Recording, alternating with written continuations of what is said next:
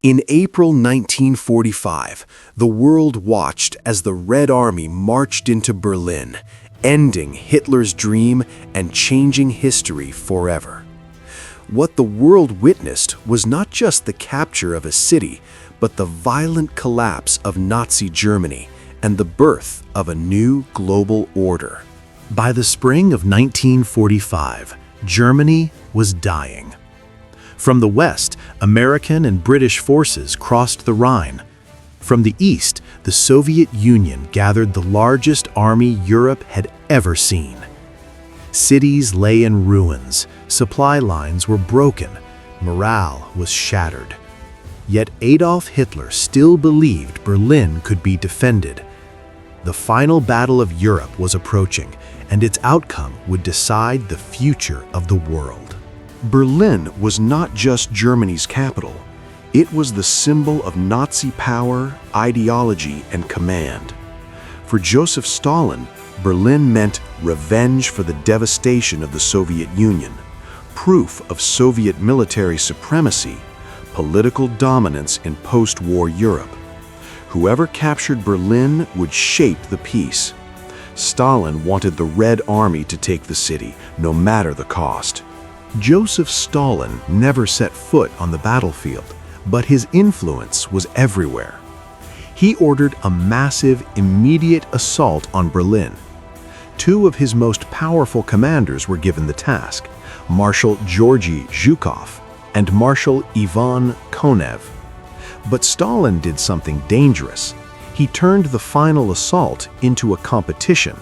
The first general to capture Berlin would win eternal glory. Marshal Georgy Zhukov was Stalin's most trusted battlefield commander. He had defended Moscow, crushed the Germans at Stalingrad, broken the Wehrmacht at Kursk. Zhukov commanded the First Belarusian Front, facing the strongest German defenses east of Berlin. His style was simple and brutal. Overwhelming artillery, massive infantry waves, relentless pressure. Zhukov was ordered to attack head-on.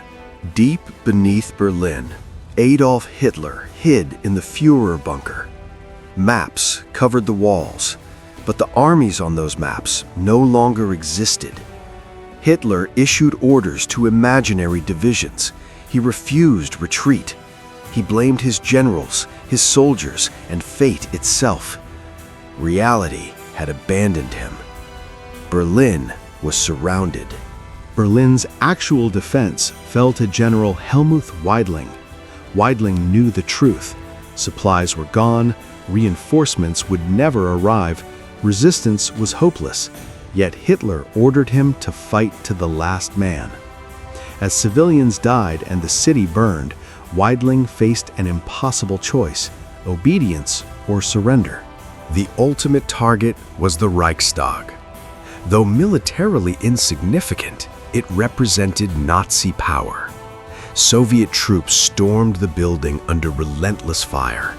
Grenades echoed through corridors. Hand-to-hand combat filled the halls. Finally, Red Army soldiers raised the Soviet flag over the Reichstag. The image traveled the world. Berlin had fallen. On April 30th, 1945, Adolf Hitler committed suicide. The Third Reich ended not with victory, but silence. Days later, General Weidling surrendered Berlin to the Soviet army. The fighting stopped. Germany was finished. The consequences were immediate and permanent. Nazi Germany ceased to exist. Europe was divided into zones of occupation. The Soviet Union emerged as a superpower. Berlin itself became a divided city, a symbol of a new global conflict. The Cold War had begun.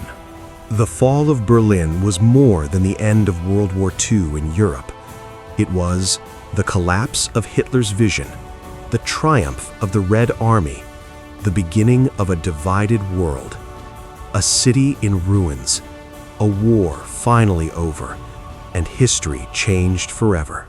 If you want to understand the battles that shaped our world, the leaders who made history, and the wars that changed everything, subscribe to Battle History Files.